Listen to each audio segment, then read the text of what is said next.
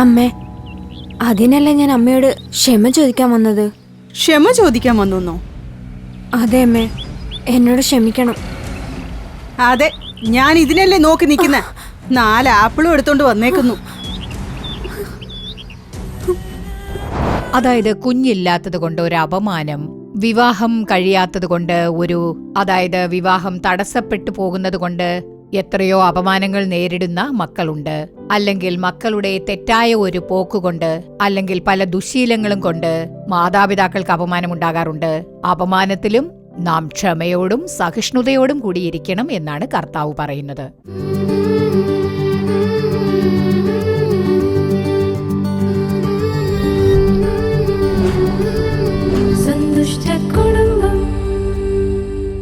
പ്രിയപ്പെട്ട നല്ല വീട് പ്രേക്ഷകരെ, യേശുക്രിസ്തുവിന്റെ മധുരമുള്ള നാമത്തിൽ നിങ്ങൾക്ക് ഞങ്ങളുടെ സ്നേഹാശംസകൾ.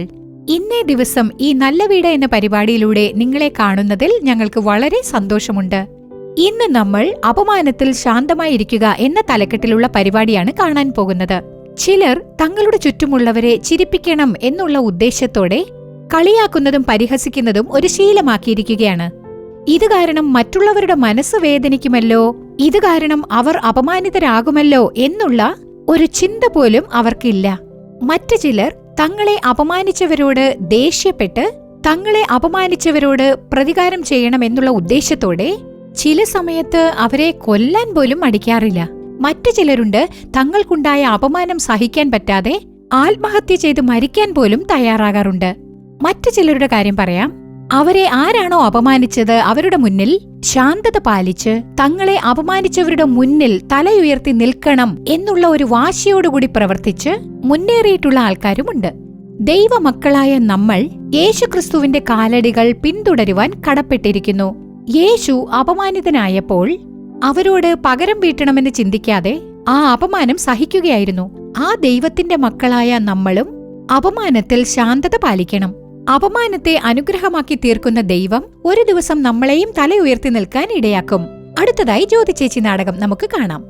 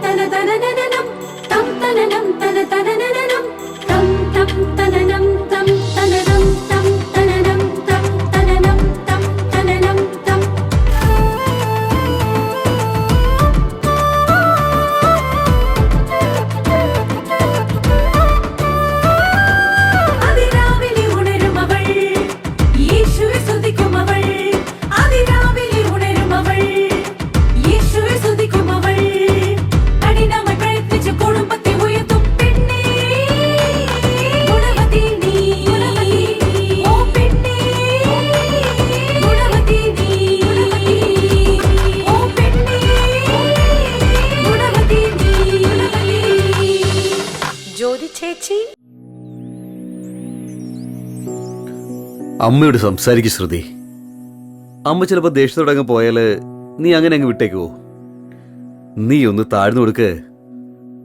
ഇത്ര പിടിവാശിയുടെ ഒന്നും ആവശ്യമില്ല.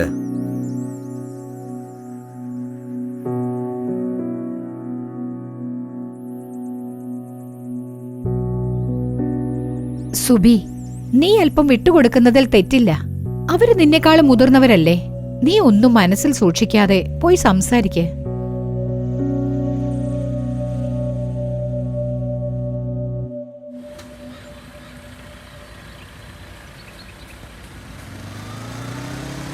ഇപ്പോ ഡാനിയുടെ സ്ഥിതി എന്താ? എല്ലാം ശരിയായി അങ്കിൾ. മെൽവിനും നല്ല കുട്ടിയായി. അതിരിക്കട്ടെ, ഡാനിയുടെ മനസ്സിൽ ഇപ്പോഴും ആ കട നടത്തണമെന്നുള്ള ആഗ്രഹമുണ്ടോ? ശരിയാ അങ്കിൾ, അദ്ദേഹത്തിന്റെ മനസ്സിൽ അങ്ങനെ ഒരു ആഗ്രഹമുണ്ട്. അത് ഇടയ്ക്കിടയ്ക്ക് പറയാറുണ്ട്. ഞങ്ങളും പ്രാർത്ഥിക്കുന്നുണ്ട് അങ്കിൾ. എത്രയും വേഗം കർത്താവ് സ്വന്തമായിട്ടൊരു കടയും ഒരു സ്വന്തം വീടും തരുമെന്ന് വിശ്വാസമുണ്ട്. തീർച്ചയായിട്ടും ജ്യോതി, പ്രത്യേകിച്ചും നിനക്ക് കിട്ടാതിരിക്കോ? സുബി, ഇപ്പൊ നിങ്ങളുടെ വീട്ടിലെ സ്ഥിതി എന്താ? ചേച്ചി പറഞ്ഞതിനെ കുറിച്ച് ഞാൻ ആലോചിച്ചു. അത് അമ്മയെ ഞാൻ വീണ്ടും വീട്ടിലേക്ക് കൊണ്ടുവരാൻ തീരുമാനിച്ചു. വളരെ നല്ല കാര്യം അത്. നീ പോയി സംസാരിക്ക, എല്ലാം നന്മയ്ക്കായി നടക്കും. ശരി ചേച്ചി. സുബി, പോകുമ്പോ വെറുതെ പോവാൻ പാടില്ല. കുറച്ച് ഫ്രൂട്ട്സ് ഒക്കെ വാങ്ങിച്ചോളൂ. ശരി.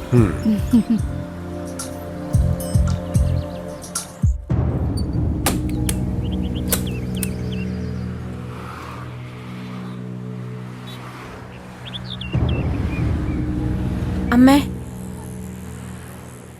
ഉം.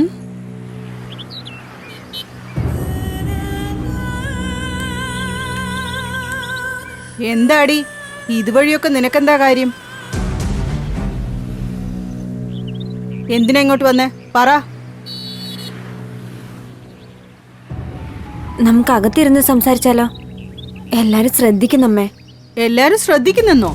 ശ്രദ്ധിക്കട്ടെ. നീ എന്താ പറഞ്ഞേ? അകത്ത് പോയിരുന്ന് സംസാരിക്കണമെന്നോ? നിന്റെ വീട്ടിൽ വന്നതല്ലേ, വല്ല ബഹുമാനം തന്നോ നീ? എന്തിനാ ഇങ്ങോട്ട് വന്നേന്നല്ലേ ചോദിച്ചത്? ഇപ്പൊ വീട്ടിൽ കയറിയിരിക്കണമെന്ന് പറഞ്ഞ? ഞാൻ എപ്പോഴും അങ്ങനെയൊക്കെ പറഞ്ഞേ? നീ അങ്ങനെ പറഞ്ഞില്ലെങ്കിലും നിന്റെ പെരുമാറ്റം കണ്ടപ്പോ എനിക്കത് മനസ്സിലായിടി. അമ്മേ, അതുകൊണ്ടല്ലേ ഞാൻ അമ്മയോട് ക്ഷമ ചോദിക്കാനായിട്ട് വന്നത്. ക്ഷമ ചോദിക്കാൻ വന്നെന്നോ? അതെ അമ്മേ, അമ്മ എന്നോട് ക്ഷമിക്കണം. ആ പിന്നെ, എനിക്കിതല്ലേ ആവശ്യം. 4 ആപ്പിളും എടുത്തോണ്ട് വന്നേക്കുന്നു.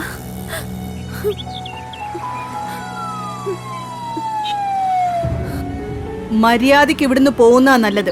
അല്ലെങ്കിൽ നീ എന്റെ വായിരിക്കുന്ന കേക്കും. വിവരം ഉണ്ടോടി നിനക്ക്? ഏത് മോന്തം കൊണ്ടാ നീ ഇങ്ങോട്ട് വന്നത്?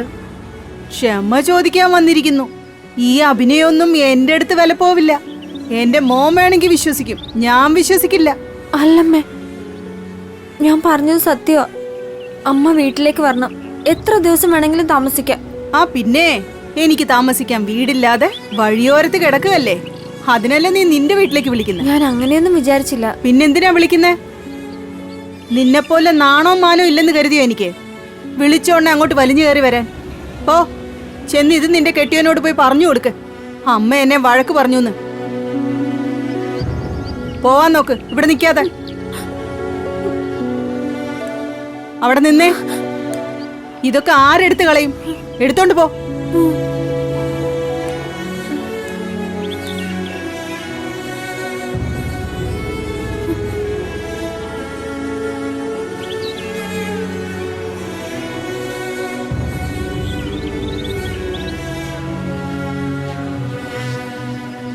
നിക്കണ്ട, പോ.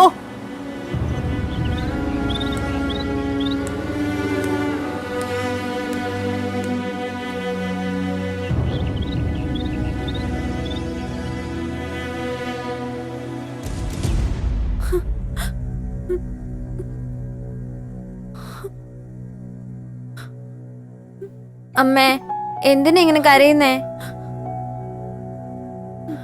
അമ്മ കരഞ്ഞാ എനിക്ക് സങ്കടമാവും. പ്ലീസ് അമ്മ കരയാതിരിക്കേ. അമ്മ എന്തിനാ അങ്ങോട്ട് പോയത്? അമ്മുമ്മ അവിടെ തന്നെ നിക്കട്ടെ. ഞാൻ അച്ഛനോട് പറയാൻ പോവാ. വേണ്ട മോനെ, അച്ഛനൊരു പാവല്ലേ, ഒരുപാട് വിഷമിക്കും. അമ്മ ഇവിടെ വിഷമിച്ചിരിക്കുവല്ലേ.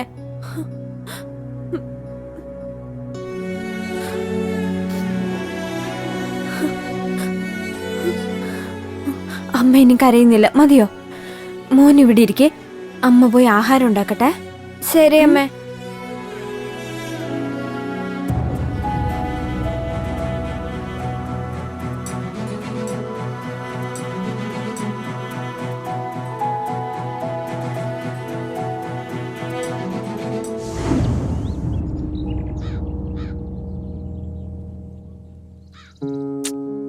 വിട്ട് കളയടാ. അതും ആലോചിച്ചുകൊണ്ടിരുന്നിട്ട് എന്താ കാര്യം? പിന്നെ ആലോചിക്കാതെ. ഞാനിതൊക്കെ എത്ര തവണ കണ്ടിരിക്കുന്നു. നിനക്ക് ജോലി ഇല്ലാന്ന് പറഞ്ഞാലും സാരമില്ല. എല്ലാവരുടെ മുമ്പാകെ ഫയലെടുത്ത് എന്നെ മുഖത്തേക്ക് എറിഞ്ഞത് ഞാൻ എന്തുമാത്രം അവമാനിക്കപ്പെട്ടെന്നറിയാമോ? നീ എന്നിട്ട് തിരിച്ചൊന്നും ചെയ്തില്ലേ? ഞാൻ എന്ത് ചെയ്യാനാ? ആ ഫയൽ എടുത്ത് പുറത്തിറങ്ങി. അകത്ത് ജോലി ചെയ്യുന്നതിൽ ഒരുത്തൻ എന്നെ അറിയാവുന്നവനാ. അവനും കണ്ടായിരുന്നു. ഡെയിലി അവൻ എന്നെ നോക്കുമ്പോഴൊക്കെ എനിക്ക് എന്തുമാത്രം നാണക്കേട് തോന്നുന്നു അറിയോ?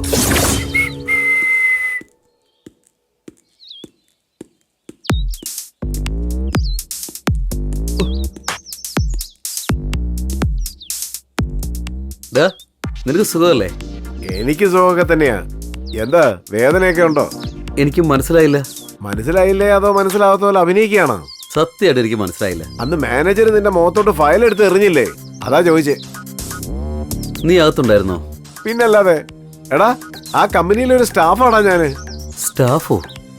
നിന്നെ പോലെ വെറുതെ കറങ്ങുവാണെന്ന് കരുതിയേ. എടാ, നീ എന്താ ഇങ്ങനെ സംസാരിക്കുന്നേ? ആര്? ഞാൻ സംസാരിക്കുന്നെന്നോ? നിന്റെ മുഖത്തെ അന്നാ മാനേജർ ഫയൽ എടുത്തെറിഞ്ഞതും എല്ലാരും എന്നോടാ ചോദിച്ചാ നീ ആരാണെന്ന്. ഞാനൊന്നും പറഞ്ഞില്ല. അങ്ങനെ ചെയ്ത എന്നോടാ നീ ഈ കാര്യങ്ങളെ പറയുന്നത്. നിന്റെ പ്രസ്റ്റേജ് കുറഞ്ഞു വന്ന് പേടിച്ചു കാണും, അതല്ലേ കാര്യം. പോടാ.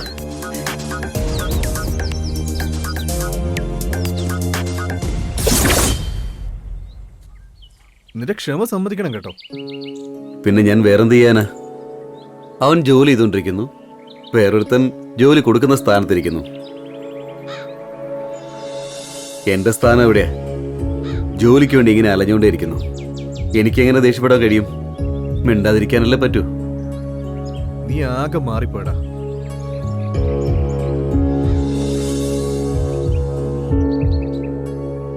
നടന്ന കാര്യങ്ങളൊക്കെ ഞാനും അറിഞ്ഞു രമേശ്. ഒരു വശത്ത് മനസ്സിന് കുറച്ച് ദുഃഖം തോന്നി, മറ്റൊരു വശത്ത് സന്തോഷവും തോന്നി. അതെ രമേശ്, നിന്റെ പെരുമാറ്റം വേദവചനമനുസരിച്ചുള്ളതായിരുന്നില്ലേ? അതുകൊണ്ടാ മനസ്സിന് സന്തോഷം തോന്നിയത്. ഇയ്യോബിനെ അവന്റെ ഭാര്യയും സുഹൃത്തുക്കളുമൊക്കെ അപമാനിക്കുകയുണ്ടായി, ഒരുപാട് കുറ്റപ്പെടുത്തി. പക്ഷെ ഇയ്യോബ് ക്ഷമയോടെയിരുന്നു. ഇയ്യോബിനെ കുറിച്ച് അവരിനി പറയാനൊന്നുമില്ല. എന്തൊരു അപമാനമായിരുന്നു! പക്ഷേ അതിന് പകരം ക്ഷമ മാത്രമാണ് ഇയ്യോബ് കാണിച്ചത്. അപമാനത്തിലും ശാന്തത കാണിക്കുന്ന സ്വഭാവം രമേശിനുണ്ട്. അതെനിക്ക് സന്തോഷമുള്ള കാര്യമാണ്. ഇന്ന് ധാരാളം ദൈവമക്കൾക്ക് ഈ ഒരു സ്വഭാവമേ ഇല്ല. ഇങ്ങനെ ഇരുന്നാ മതി രമേശ്. ഇത് നിന്റെ ജീവിതത്തിന് വളരെ നല്ലതാ. എത്രത്തോളം നീ ക്ഷമാശീലം കാണിക്കുന്നോ അത്രത്തോളം ജീവിതത്തിൽ ഉയർച്ചയുണ്ടാവും. ഇത് മനസ്സിലാക്കാഞ്ഞിട്ടാ ഇന്ന് കുടുംബങ്ങളിൽ വഴക്കും അഭിപ്രായ വ്യത്യാസവും വർദ്ധിച്ചിരിക്കുന്നത്. എല്ലാവരും അപമാനത്തിൽ ശാന്തത പാലിക്കുകയാണെങ്കിൽ പകുതി പ്രശ്നം ഇല്ലാതാകും.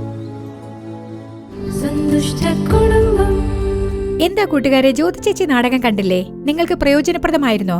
അപമാനത്തിലും ശാന്തത പാലിക്കണം എന്ന് നിങ്ങൾ മനസ്സിലാക്കിയില്ലേ? അടുത്തതായി കർത്താവിന്റെ വചനം പങ്കുവച്ച് നിങ്ങളുടെ അനുഗ്രഹത്തിനായി പ്രാർത്ഥിക്കുവാൻ സഹോദരി വസന്തി പോൾ അവர்கள் നമ്മോടൊപ്പമുണ്ട്. പ്രാർത്ഥനയോടെ ദൈവ സന്ദേശം കേൾക്കുക. കർത്താവ് തീർച്ചയായും ഇന്ന് നിങ്ങളെ അനുഗ്രഹിക്കും.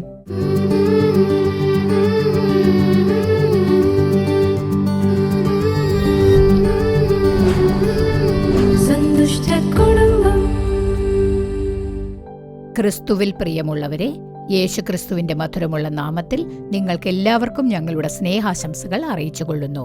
ഇന്നേ ദിവസം ഈ നല്ല വീട് എന്ന പരിപാടിയിലൂടെ ഞങ്ങളോടൊപ്പം ചേർന്നിരിക്കുന്ന നിങ്ങളെ എല്ലാവരെയും യേശു വിടുവിക്കുന്നു ശുശ്രൂഷയുടെ പേരിൽ ഞങ്ങൾ ആശംസിക്കുന്നു.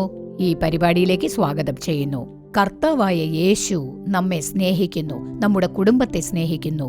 നമ്മൾ എല്ലാ സൗകര്യങ്ങളോടെയും ജീവിച്ച് സുഖമായിരിക്കണമെന്ന് കർത്താവ് ആഗ്രഹിക്കുന്നു. ഈ വേദവചനമനുസരിച്ച് നമ്മുടെ ജീവിതം ഉണ്ടായിരിക്കണമെന്നാണ് അവൻ ആഗ്രഹിക്കുന്നത്. അവനത് പ്രതീക്ഷിക്കുന്നു. അതുകൊണ്ടാണ് ഓരോ ആഴ്ചയും ഈ പരിപാടിയിലൂടെ നിങ്ങളോട് അവൻ സംസാരിക്കുന്നത്. അനേകം പേരുടെ സാക്ഷ്യങ്ങൾ യഥാർത്ഥത്തിൽ കർത്താവിനെ ഞങ്ങൾ സന്തോഷത്തോടെ സ്തുതിക്കാൻ ഇടയാക്കുന്നു. അനേകം പേരുടെ ജീവിതത്തിലുള്ള അന്തരംഗ കാര്യങ്ങളെ, അനേകം പേരുടെ പുറത്തു പറയാൻ പോലും പറ്റാത്ത കാര്യങ്ങൾ കർത്താവ് സംസാരിച്ചു. ഞാൻ ഇന്ന് മാറിയിരിക്കുന്നു, കർത്താവ് എന്നെ മാറ്റിയിരിക്കുന്നു എന്ന് പറയുന്ന പല സാക്ഷ്യങ്ങളും ഞങ്ങൾ കേൾക്കുമ്പോൾ കർത്താവിനെ ഞങ്ങൾ സ്തുതിക്കുന്നു. ഇന്നേ ദിവസം കർത്താവ് നമ്മോട് പറയാൻ പോകുന്ന ഒരു കാര്യം, അപമാനത്തിലും ശാന്തത പാലിക്കുക. ഈ ലോകത്ത് അപമാനം എന്ന ഒന്നിനെ നേരിടാതെ ജീവിക്കുന്ന ചുരുക്കം ചിലരേ ഉള്ളൂ എന്ന് പറയാം. എല്ലാ വിധത്തിലും പലരും തന്നെ ഈ കാര്യത്തിൽ ഈ അപമാനം, നിന്ദ, പരിഹാസം ഇങ്ങനെയുള്ള ഒരു സാഹചര്യത്തിലൂടെ ഏതോ ഒരു വിധത്തിൽ നമ്മൾ കടന്നുപോയിട്ടുണ്ടായിരിക്കാം. ഇങ്ങനെയുള്ള ധാരാളം ആൾക്കാരെ നാം കണ്ടിട്ടുള്ളതാണ്. ഞങ്ങളുടെ ഇത്രയും കാലത്തെ ശുശ്രൂഷയിലെ അനുഭവത്തിലൂടെ ഞങ്ങൾ കാണുമ്പോൾ അനേകം പേർ ഇത്തരത്തിലുള്ള അപമാനങ്ങളും അല്ലെങ്കിൽ പരിഹാസങ്ങളും നിന്ദകളും ഒക്കെ അനുഭവിച്ചുകൊണ്ട് ജീവിച്ചുകൊണ്ടിരിക്കുന്ന പലരും ഇവിടെ പ്രാർത്ഥിക്കാനായി വരാറുണ്ട്. അതായത് ഈ അപമാനമുള്ള ചുറ്റുപാടുകൾ എങ്ങനെയാണ് ഉണ്ടാകുന്നത് എന്ന് ചോദിക്കുകയാണെങ്കിൽ, അവർക്ക് കടബാധ്യത മൂലം ഒരു അപമാനം ഉണ്ടാകുന്നു. കടം വാങ്ങിച്ചിട്ട് വാങ്ങിച്ച കടം തിരിച്ചടയ്ക്കാനാവാതെ അപമാനിതരാകുന്നു. കടം കൊടുത്തവർ അപമാനിക്കുന്ന വിധത്തിലുള്ള വാക്കുകൾ സംസാരിക്കുന്നു. അവരുടെ മനസ്സിനെ വേദനിപ്പിക്കുന്നത് നാം കാണുന്നു. അതുപോലെ കുഞ്ഞില്ലാത്തത് കൊണ്ടുള്ള ഒരു അപമാനം, പ്രായം കൂടുകയാണ്, വിവാഹം കഴിയുന്നില്ല, വിവാഹം നടക്കാതെ തടസ്സപ്പെട്ടുകൊണ്ടിരിക്കുകയാണ്. അത് കാരണം അപമാനം നേരിടേണ്ടി വരുന്ന മക്കളുണ്ട്. അതല്ലെങ്കിൽ മക്കളുടെ ചില തെറ്റായ ദുശീലങ്ങൾ, തെറ്റായ ചില കൂട്ടുകെട്ടുകൾ കാരണം മാതാപിതാക്കൾ അപമാനിതരാകാറുണ്ട്. ആ അപമാനത്തിലും നമ്മൾ ക്ഷമയോടെയും സഹിഷ്ണുതയോടെയും ഇരിക്കണമെന്നാണ് ബൈബിൾ പറയുന്നത്. എന്റെ പ്രിയപ്പെട്ട ദൈവമക്കളെ, നമ്മളെപ്പോഴും എന്നെ അവരിങ്ങനെ അപമാനിച്ചില്ലേ, ഞാനും അവരെ തീർച്ചയായും തിരിച്ച് അപമാനിക്കും എന്ന് ചിന്തിക്കും. ഇവരെന്നെ ഇങ്ങനെ നിന്ദിച്ചില്ലേ, തക്ക സമയത്ത് ഞാനും ഇവരെ നിന്ദിക്കുന്നത് പോലെ അപമാനിക്കുന്നത് പോലെ പെരുമാറും എന്ന് അതിനുള്ള സമയം നോക്കിയിരിക്കുകയാണ്. ഇവിടെ യേശുക്രിസ്തുവിനെ കുറിച്ച് പോലും നമ്മൾ വേദപുസ്തകത്തിൽ വായിക്കുമ്പോൾ 1 പത്രോസ് 2-ാം അധ്യായം 19-ാം വചനം മുതലുള്ള ചില വചനങ്ങൾ ഞാൻ നിങ്ങൾക്കായി വായിക്കാം. ഒരുത്തൻ ദൈവത്തെക്കുറിച്ചുള്ള മനോബോധം നിമിത്തം അന്യായമായി കഷ്ടവും ദുഃഖവും സഹിച്ചാൽ അത് പ്രസാദമാകുന്നു. നിങ്ങൾ കുറ്റം ചെയ്തിട്ട് അടികൊള്ളുന്നത് സഹിച്ചാൽ എന്തു യശസ്സുള്ളൂ? അല്ല, നന്മ ചെയ്തിട്ട് കഷ്ടം സഹിച്ചാൽ അത് ദൈവത്തിന് പ്രസാദം. അതിനായിട്ടല്ലോ നിങ്ങളെ വിളിച്ചിരിക്കുന്നത്. ക്രിസ്തുവും നിങ്ങൾക്ക് വേണ്ടി കഷ്ടം അനുഭവിച്ചു. നിങ്ങൾ അവന്റെ കാൽച്ചുവട് പിന്തുടരുവാൻ ഒരു മാതൃക വെച്ചേച്ചു പോയിരിക്കുന്നു. അവൻ പാപം ചെയ്തിട്ടില്ല, അവന്റെ വായിൽ വഞ്ചന ഒന്നും ഉണ്ടായിരുന്നില്ല. തന്നെ ശകാരിച്ചിട്ട് പകരം ശകാരിക്കാതെയും കഷ്ടം അനുഭവിച്ചിട്ട് ഭീഷണം പറയാതെയും ന്യായമായി വിധിക്കുന്നവങ്കൽ കാര്യം ഭരമേൽപ്പിക്കുകയത്രേ ചെയ്തത്. ഇങ്ങനെയുള്ള വചനങ്ങൾ വളരെ മനോഹരമായിട്ടാണ് ഇവിടെ പറഞ്ഞിട്ടുള്ളത്. അപ്പോൾ കർത്താവ് നമ്മുടെ മാതൃകയായിരുന്നു. മാതൃക വെച്ചേച്ചു പോയിരിക്കുകയാണ്. പകരത്തിന് പകരം ശകാരിച്ചില്ല, ഭീഷണം പറയുന്നു, അവനെ ചീത്ത പറയുന്നു, കവിളത്തടിക്കുന്നു, അതുപോലെ മുഖത്ത് കാറിത്തുപ്പുന്നു, അവന്റെ തലയിൽ അടിക്കുന്നു. ഇങ്ങനെയൊക്കെ അവരവനെ വല്ലാതെ അപമാനിച്ചു. അവൻ ക്രൂശിൽ കിടന്നപ്പോൾ എത്രയോ പേരെ അങ്ങ് രക്ഷിച്ചില്ലേ, അങ്ങയ്ക്ക് സ്വയം രക്ഷിക്കാൻ അറിയില്ലേ, ഇറങ്ങി വാ, എന്നാലേ ഞങ്ങൾ വിശ്വസിക്കൂ എന്നൊക്കെ പലരും പറഞ്ഞു. ആ സമയത്ത് കർത്താവ് എല്ലാ അപമാനങ്ങളെയും ക്ഷമയോടുകൂടി സഹിച്ചു. അത്രയ്ക്കും സഹിഷ്ണുതയായിരുന്നു. ആ ഒരു അപമാനത്തെ, ആ നിന്ദയെ ഒട്ടും തന്നെ അവൻ കാര്യമാക്കാതെ ക്രൂശ് മരണം ഏറ്റുവാങ്ങി എന്ന് എബ്രായർ 12-ാം അധ്യായത്തിലെ 2-ാം വചനത്തിൽ നാം വായിക്കുന്നു. അപമാനം അലക്ഷ്യമാക്കി അവൻ ക്രൂശിനെ സഹിച്ചതുകൊണ്ടാണ് ഇന്ന് നാം അവന്റെ മക്കളാണെന്നുള്ള ഭാഗ്യം നേടിയിരിക്കുന്നത്. എന്റെ പ്രിയപ്പെട്ട കർത്താവിന്റെ മക്കളെ, ഇന്നേതോ ഒരു അപമാനത്തിലൂടെ നിങ്ങൾ കടന്നുപോയിക്കൊണ്ടിരിക്കുകയായിരിക്കാം. യേശുവിനെ നോക്കുക, അവൻ സഹിഷ്ണുത പാലിച്ചു. ഈ കാലത്ത് കർത്താവ് നമ്മെ പഠിപ്പിക്കുന്ന ഒരു പാഠം എന്താണെന്നറിയാമോ? അപമാനമുണ്ടാകുമ്പോൾ, നിന്ദയുണ്ടാകുമ്പോൾ ക്ഷമയോടെ ഇരിക്കുക, സഹിഷ്ണുത വേണം. പകരത്തിന് പകരമായി എടുത്തുചാടി ഒന്നും പറയരുത്. നിങ്ങൾ മറ്റുള്ളവരെ പോലെ വഴക്കുണ്ടാക്കരുത്. കർത്താവിന് മുൻപാകെ സഹിഷ്ണുതയോടെ ഇരിക്കുക. എന്റെ പ്രിയപ്പെട്ട കർത്താവിന്റെ മക്കളെ, ഈ അടുത്ത കാലത്ത് ഒരു കുടുംബത്തിലുള്ളവർ പറഞ്ഞ സാക്ഷ്യം ഞാൻ കേട്ടു. ആ കുടുംബനാഥൻ, അതായത് ആ വീട്ടിലെ അപ്പൻ, അദ്ദേഹം ഒരു സർക്കാർ ഉദ്യോഗസ്ഥനാണ്. ഒരു ഉയർന്ന ഉദ്യോഗസ്ഥനായി ജോലി ചെയ്തിരുന്ന ആളാണ്. അദ്ദേഹം നല്ല അന്തസ്സോടെ ജീവിച്ചയാളാണ്. അദ്ദേഹത്തിന് വളരെ പരിചയമുണ്ടായിരുന്ന ചില ആൾക്കാർ, സാറേ, ഞങ്ങളുടെ കുടുംബം വല്ലാതെ ബുദ്ധിമുട്ടുകയാണ്, ദയവ് ചെയ്ത് ഞങ്ങൾക്ക് കടം വാങ്ങാൻ ഷുവറിറ്റി തരണമെന്ന് പറഞ്ഞ് അദ്ദേഹത്തെ നിർബന്ധിച്ച് കുടുംബത്തിലെ ചുറ്റുപാടുകളെല്ലാം പറഞ്ഞ് വല്ലാതെ അപേക്ഷിച്ചതിനാൽ അദ്ദേഹവും അവരെ വിശ്വസിച്ച് ഷുവറിറ്റി ഇട്ടുകൊടുത്തു. ഒരു 3 പേർക്ക് അദ്ദേഹം ഷുവറിറ്റി ഇട്ടുകൊടുത്തു. ആദ്യമൊക്കെ അവർ ശരിക്കും തിരിച്ചടച്ചുകൊണ്ടിരുന്നു. പെട്ടെന്ന് ഓരോരുത്തരായി എസ്കേപ്പ് ആകാൻ തുടങ്ങി. ഈ കടം വാങ്ങിച്ചത് മുഴുവനും ഏകദേശം 35 ലക്ഷം രൂപ കടം, 35 ലക്ഷം രൂപയും ഇദ്ദേഹത്തിന്റെ തലയിലായി. അവർ ഇദ്ദേഹത്തെ അന്യായമായിട്ട്, ഇദ്ദേഹത്തെ പറ്റിച്ച് ആ കടം മുഴുവനും അടയ്ക്കേണ്ട സ്ഥിതിയായി. അവർ മേടിച്ച കടം മുഴുവനും ഇദ്ദേഹം തിരിച്ചടയ്ക്കേണ്ട ഒരു സ്ഥിതിയായി. അപ്പോൾ എന്താണ് സംഭവിച്ചതെന്ന് വെച്ചാൽ, കടം കൊടുത്തവർ ദിവസവും വന്ന് ഇദ്ദേഹത്തിന്റെ വീടിന് മുൻപിൽ നിന്നുകൊണ്ട് നിലവിളിക്കുമെന്ന്, വല്ലാതെ ചീത്ത പറയുമെന്ന്, ഭാര്യയെ ചീത്ത വിളിക്കും, അതുപോലെ അദ്ദേഹത്തിന്റെ 3 മക്കളെ ചീത്ത വിളിക്കും, ഇദ്ദേഹത്തെ ചീത്ത വിളിക്കും. അദ്ദേഹം അപ്പോൾ വളരെ ക്ഷമയോടുകൂടി, അതായത് അദ്ദേഹത്തിന് പുറത്തു വരാൻ പറ്റില്ല, പുറത്ത് തല കാണിക്കാൻ പറ്റാത്ത ചുറ്റുപാടിൽ അപമാനിതനായി നിന്നു. ആ കടം കൊടുത്ത ആൾക്കാർ വീട്ടുവാതിൽക്കൽ വന്ന് നിന്ന് നിലവിളിക്കുമ്പോൾ അയൽപക്കത്തുള്ളവരെല്ലാവരും കൂടി പുറത്തു വരുമെന്ന്.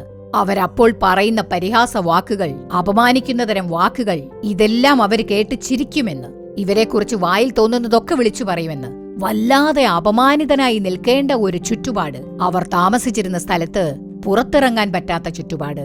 കുറച്ചു ദിവസം കഴിഞ്ഞപ്പോൾ ആ കടം കൊടുത്ത വ്യക്തി വീട്ടുവാതിൽക്കൽ വന്ന് നിന്ന്, പോലീസിൽ ഞാൻ കംപ്ലൈന്റ് കൊടുക്കാൻ പോവുകയാണെന്ന് പറഞ്ഞ് ഇവരെക്കുറിച്ച് പോലീസിൽ കംപ്ലൈന്റ് കൊടുത്ത് ആ പോലീസുകാർ വന്ന് ഇദ്ദേഹത്തെ അറസ്റ്റ് ചെയ്ത് കൊണ്ടുപോയി. എങ്കിലും അദ്ദേഹം എങ്ങനെയോ കർത്താവിന്റെ കൃപ കൊണ്ട് പുറത്തിറങ്ങി. ആ പോലീസ് സ്റ്റേഷനിൽ നിന്ന് ഒരു ഓർഡർ ഉണ്ടായിരുന്നു, കടം അടച്ചു തീർക്കുന്നതുവരെ കുടുംബത്തിലുള്ള ഓരോരുത്തരും തീർച്ചയായും ദിവസവും പോലീസ് സ്റ്റേഷനിൽ വരണമെന്ന്. അദ്ദേഹത്തിന്റെ ആ ചെറുപ്പക്കാരായ മക്കൾ ഓരോരുത്തരായി ആ മക്കളോടൊപ്പം അമ്മയും, ഇങ്ങനെ അമ്മയും മക്കളും എല്ലാവരും തന്നെ ആ പോലീസ് സ്റ്റേഷനിൽ പോയി രാവിലെ ഇരിക്കണമെന്ന്. എന്തുമാത്രം അപമാനിതരായി നിൽക്കേണ്ട ഒരു ഗതിയാണല്ലേ. ഒരു സർക്കാർ ഉദ്യോഗസ്ഥനാണ്, നന്മ ചെയ്തിട്ട് ഇങ്ങനെയുള്ള ഒരു അപമാനം സഹിക്കേണ്ടി വന്നു. ആ സഹോദരി പറയാറുണ്ടെന്ന് നമുക്ക് പ്രാർത്ഥിക്കാം. കർത്താവ് നമുക്കായി യുദ്ധം ചെയ്യും. ഇവരോടൊന്നും നമ്മൾ സംസാരിക്കേ വേണ്ട. ഒരു തവണ കുത്തുവാക്കുകൾ കേട്ട് അപമാനം സഹിക്കവയ്യാതായപ്പോൾ ആ സഹോദരന് തോന്നി ഇനി ഈ ലോകത്ത് ജീവിക്കാൻ പറ്റില്ല എന്ന് അദ്ദേഹത്തിന് തോന്നിയപ്പോൾ അദ്ദേഹം ഒരു തീരുമാനമെടുത്തു. ഒരു കുപ്പി വിഷം വാങ്ങിച്ചു കൊണ്ടുവന്ന് വീട്ടിൽ വെച്ചിട്ട് ഭാര്യയോട് പറഞ്ഞെന്ന്, നീയും ഞാനും മക്കളും ഈ വിഷം കുടിച്ചു മരിക്കുന്നതാണ് നല്ലത്. ഈ അപമാനം സഹിക്കാൻ പറ്റില്ല, എനിക്ക് ജോലിക്ക് പോകാൻ പറ്റില്ല, പുറത്ത് തല കാണിക്കാൻ വയ്യ എന്ന് പറഞ്ഞ് തീരുമാനിച്ചു എന്ന്. അപ്പോൾ ആ സഹോദരി പറഞ്ഞു എന്ന്, ഇങ്ങനെ ഒരു തെറ്റായ തീരുമാനം നമ്മൾ എടുക്കരുത്, കർത്താവിങ്കിൽ നമുക്ക് പ്രാർത്ഥിക്കാം, യേശുവും നമുക്ക് ഉത്തരം തരാതിരിക്കുകയാണെങ്കിൽ നമുക്ക് ഈ തീരുമാനം എടുക്കാം എന്ന് ആ സഹോദരി പറഞ്ഞു എന്ന്. അപ്പോൾ ആ സഹോദരന് ഒരു വിശ്വാസം വന്നു എന്ന്. ആ സഹോദരി പറയുകയാണ്, അവരുടെ വീടിനടുത്ത് തന്നെ ഒരു ദേവാലയമുണ്ടെന്ന്. അവിടെ പോയി 2 കൈകളും ഇങ്ങനെ ആകാശത്തിന് നേർക്ക് നീട്ടി കർത്താവിന് മുൻപാകെ കരഞ്ഞ് നിലവിളിക്കുമെന്ന്. കർത്താവെ, എന്തൊരപമാനം! ഞങ്ങൾ കടം വാങ്ങി, ഞങ്ങൾ അനാവശ്യമായി ചെലവാക്കിയിരുന്നെങ്കിലും സാരമില്ല, ആർക്കു വേണ്ടിയോ എന്റെ ഭർത്താവ് ഷുവറിറ്റി ഇട്ടുകൊടുത്തത് കാരണം, അറിയാതെ ചെയ്ത ഈ തെറ്റ് കാരണം ഞങ്ങളിപ്പോൾ കുടുങ്ങിയില്ലേ? അങ്ങും ഞങ്ങളെ സ്വീകരിച്ചില്ലെങ്കിൽ ഞങ്ങൾ എവിടെ പോകും? ആത്മഹത്യ ചെയ്താൽ ഞങ്ങൾ നരകത്തിലേക്ക് പോകില്ലേ എന്ന് പറഞ്ഞ് കരയുമെന്ന്. കരങ്ങൾ ഉയർത്തിയ ആകാശത്തിലേക്ക് നോക്കിക്കൊണ്ട് കരഞ്ഞ് നിലവിളിക്കുമെന്ന്. എന്താണ് നടന്നതെന്നറിയാമോ? ആ സഹോദരനും സഹോദരിയും മക്കളും എല്ലാവരും ചേർന്ന് പ്രാർത്ഥിച്ചു എന്ന്. കർത്താവ് ആ പ്രാർത്ഥന കേട്ടു. അതിശയകരമായി ആ കടം മുഴുവനും ഒന്നിനു പിറകെ ഒന്നായി അടയ്ക്കാൻ അവരെ സഹായിച്ചു. കടം കൊടുത്തവരാരും തന്നെ വീടിനു മുന്നിൽ പിന്നീട് വന്നിട്ടേയില്ല. അവരുടെ ആ പ്രാർത്ഥനയ്ക്ക് ശേഷം കടം കൊടുത്തവരാരും തന്നെ ആ വീട്ടുവാതിൽക്കൽ വന്നിട്ടില്ല. അവരെ അപമാനിക്കുന്ന തരത്തിലുള്ള വാക്കുകൾ സംസാരിച്ചിട്ടേയില്ല. കർത്താവ് അവരെ അനുഗ്രഹിച്ചു. കടം ഓരോന്നോരോന്നായി അടച്ചു തീർത്തു. കർത്താവ് ഇന്ന് അവർ എവിടെയാണോ, ഏത് സ്ഥലത്താണോ, ഏത് അയൽവാസികളുടെ മുന്നിലാണോ അപമാനിതരായി പുറത്തു വരാനാകാതെ തലകുനിച്ചു നിന്നത്, അതേ സ്ഥലത്ത് തന്നെ, അതേ ഇടത്ത് തന്നെ, അതേ ജനങ്ങളുടെ മുൻപിൽ തന്നെ തലയുയർത്തി നിൽക്കാനും ചുറ്റുപാടുമുള്ള ജനങ്ങൾക്ക് നന്മ ചെയ്യാനുമുള്ള ഒരു നല്ല കൃപ കർത്താവ് അവർക്ക് നൽകിയെന്ന്. അത് കർത്താവിന് സാധ്യമാണ്. ഞങ്ങൾക്കിത് വളരെ അതിശയകരമായി തോന്നുന്നു എന്ന് ആ സഹോദരി പറഞ്ഞു. എന്റെ പ്രിയപ്പെട്ട സഹോദര, സഹോദരി, ഇന്ന് നിങ്ങളും അതെ, ഏതെങ്കിലും ഒരു അപമാനവുമായിട്ടാണോ നിങ്ങൾ ജീവിക്കുന്നത്? എന്തെങ്കിലും ഒരു അപമാനം, ഒരു കുഞ്ഞില്ല, കടബാധ്യത, വിവാഹം നടക്കുന്നില്ല, അല്ലെങ്കിൽ കുടുംബത്തിലുള്ളവർ നിങ്ങളെ തള്ളി പറയുകയാണോ? കർത്താവിന് മുൻപാകെ ഞാൻ നിങ്ങൾക്കായിട്ടാണ് ഇന്ന് പ്രാർത്ഥിക്കാൻ പോകുന്നത്. അവൻ നിങ്ങളോട് സംസാരിച്ചിരിക്കുന്നു. ഒരിക്കലും പകരം വീട്ടരുത്. അവർ നിങ്ങളെ അപമാനിക്കുകയാണോ? അത് നിങ്ങൾക്ക് അനുഗ്രഹമായി തീരും. നിങ്ങളുടെ അനുഗ്രഹത്തിന്, വിജയത്തിന് ഈ അപമാനം ഒരു പടിക്കെട്ടായി തീരും. നമുക്കിപ്പോൾ പ്രാർത്ഥിക്കാം. എല്ലാവരും കണ്ണുകൾ അടയ്ക്കുക. നിങ്ങളുടെ ഇന്നത്തെ ചുറ്റുപാട് എങ്ങനെയുള്ളതാണ്? അപമാനങ്ങൾക്കും നിന്ദകൾക്കും പരിഹാസത്തിനും ഇടയ്ക്ക് നിങ്ങൾ ജീവിച്ചുകൊണ്ടിരിക്കുകയാണോ? കർത്താവിങ്കൽ ചെന്ന് ആ സഹോദരി ആകാശത്തിലേക്ക് നോക്കി കരഞ്ഞതുപോലെ ഇന്ന് നിങ്ങളും അപേക്ഷിക്കുക. ആരോടും പകരം വീട്ടാതെ ക്ഷമയോടുകൂടി സഹിഷ്ണുതയോടെ ഇരുന്ന് കർത്താവിനോട് മാത്രം കാര്യങ്ങൾ പറഞ്ഞ് പ്രാർത്ഥിക്കുക. നമുക്ക് പ്രാർത്ഥിക്കാം. സ്നേഹമുള്ള ഞങ്ങളുടെ പിതാവേ, ഇന്ന് ഈ വാക്കുകൾ കേൾക്കുന്ന ഓരോ സഹോദരനായും സഹോദരിക്കായും കുടുംബത്തിലുള്ളവർക്കായും അങ്ങേക്ക് സ്തോത്രം. അപമാനങ്ങൾക്കും നിന്ദകൾക്കും പരിഹാസങ്ങൾക്കുമിടയിൽ ഇനി ജീവിക്കാൻ പറ്റില്ല, ഇനി ഞങ്ങൾക്ക് ഈ ലോകത്ത് ജീവിക്കാൻ പറ്റില്ല, ഈ അപമാനവും പേര് ജീവിക്കാൻ പറ്റില്ല എന്ന് എത്രയോ മക്കൾ വിഷമിച്ചുകൊണ്ടിരിക്കുകയാണ് കർത്താവേ. ഇന്ന് അങ്ങയെ വിളിച്ചപേക്ഷിക്കുന്ന ഓരോരുത്തർക്കും അങ്ങ് അത്ഭുതങ്ങൾ ചെയ്യുമാറാകണേ കർത്താവെ. ആരോടും ഇവർ പകരം വീട്ടാത്ത വിധത്തിൽ ക്ഷമയും സഹിഷ്ണുതയുമുള്ള ഒരു ഹൃദയം ഇവർക്ക് നൽകണമേ. നല്ല ഒരു സഹിഷ്ണുതയും ക്ഷമയും നൽകി അങ്ങ് ഇവരെ അനുഗ്രഹിക്കണമേ. ഇവരുടെ ഹൃദയം അങ്ങയുടെ സ്നേഹം കൊണ്ട് നിറയ്ക്കണമേ. ഇവരുടെ ക്ഷമാശീലം കണ്ട്, ഇവരുടെ സഹിഷ്ണുത കണ്ട്, ഇവരനുഭവിക്കുന്ന അപമാനവും നിന്ദയും കണ്ട് അങ്ങ് ഇപ്പോൾ ഈ നിമിഷം ഇവർക്ക് വേണ്ടി ഒരു അത്ഭുതകരമായ വാതിൽ തുറന്നു നൽകണമേ എന്ന് പ്രാർത്ഥിക്കുന്നു. ഇങ്ങനെ അപമാനിതരായി നിൽക്കുന്ന ഈ മക്കളെ അങ്ങ് സഹായിക്കണമേ. ഈ കുടുംബത്തിലുള്ള മക്കളെ സഹായിച്ച് തലയുയർത്തി നടക്കാനിടയാക്കിയ കർത്താവ്, ഇപ്പോൾ ഇന്നീ ദിവസം, ഇന്നീ വാക്കുകൾ കേട്ട് സ്വയം സമർപ്പിച്ച് കണ്ണുനീരോടെ നിൽക്കുന്ന ഓരോ മക്കളെയും അങ്ങ് സഹായിക്കുവാനായി ഞങ്ങളിതാ പ്രാർത്ഥിക്കുന്നു. കർത്താവ് ചുറ്റുപാടുകളെല്ലാം തലകീഴാക്കി മാറ്റി അപമാനിതരായി നിന്ന അതേ സ്ഥലത്ത് അന്തസ്സോടുകൂടി ജീവിക്കാനുള്ള അനുഗ്രഹം ഇവർക്ക് നൽകണമേ. അങ്ങയുടെ സ്നേഹമുള്ള കരങ്ങളിൽ ഇവരെ ഏൽപ്പിച്ച് പ്രാർത്ഥിക്കുന്നു. ഇവരുടെ ചുമതല ഏറ്റെടുത്ത് ഇന്നു മുതൽ ഇവരെ അനുഗ്രഹിക്കണമേ. നന്മയുടെ വാതിലുകൾ തുറക്കപ്പെടട്ടെ. അനുഗ്രഹപ്രദമായ വഴികൾ തുറക്കുമാറാകട്ടെ. അപമാനങ്ങളും നിന്ദകളും അകറ്റി, അതിന് കാരണമായിരുന്ന എല്ലാ പ്രശ്നങ്ങളെയും അകറ്റി, തടസ്സങ്ങൾ അകറ്റി അങ്ങ് അനുഗ്രഹം കൽപ്പിച്ചരുളേണമേ. ഇവരുടെ ജീവിതം അനുഗ്രഹപ്രദമാകട്ടെ, സമൃദ്ധമാകട്ടെ. അങ്ങങ്ങനെ ചെയ്യുന്നതിനായി സ്തോത്രം. ഞങ്ങളുടെ പ്രാർത്ഥന കേട്ടതിനായി നന്ദി യേശുവേ. യേശു ക്രിസ്തുവിലൂടെ പ്രാർത്ഥിക്കുകയാണ് നല്ല പിതാവേ. ആമേൻ, ആമേൻ. പ്രിയമുള്ളവരെ, ഇന്നത്തെ പരിപാടി നിങ്ങൾക്ക് അനുഗ്രഹപ്രദമായിരുന്നിരിക്കും എന്ന് ഞങ്ങൾ വിശ്വസിക്കുന്നു. നിങ്ങൾക്ക് ലഭിച്ച നന്മകളെക്കുറിച്ചും അനുഗ്രഹങ്ങളെക്കുറിച്ചും ഞങ്ങളെ അറിയിക്കാൻ മറക്കരുത്. നിങ്ങളുടെ പ്രാർത്ഥനാക്കുറിപ്പുകൾ കത്തുകളിലൂടെയോ ഇമെയിലിലൂടെയോ ഞങ്ങളെ അറിയിക്കുക. നിങ്ങൾക്കായി പ്രാർത്ഥിക്കാനും ഉപദേശങ്ങൾ നൽകാനും സഹോദരൻ മോഹൻ സി ലാസറസ് അവർകളും ദൈവ ശുശ്രൂഷകരും ഞങ്ങളോടൊപ്പമുണ്ട്. നാളെയും അതുപോലെ മറ്റന്നാളും സത്യം ടിവിയിലും കംഫർട്ട് ഡിജിറ്റൽ ചാനലിലും നിങ്ങൾക്കായി സംപ്രേഷണം ചെയ്യാനിരിക്കുന്ന വരുവിൻ പ്രാർത്ഥിക്കാം എന്ന പരിപാടി മറക്കാതെ കാണുക. വീണ്ടും അടുത്തയാഴ്ച ഇതേ സമയം ഇതേ പരിപാടിയിലൂടെ കാണാം. അതുവരെ ദൈവകൃപ നിങ്ങളോടൊത്തുണ്ടാകുമാറാകട്ടെ. For further details and prayer support, contact Jesus Redeems Ministries, Nalumavudi, Thoothukudi District, 628-211. Our phone number 04639 353535. info@jesusredeems.org. Our website www.jesusredeems.com. God bless you.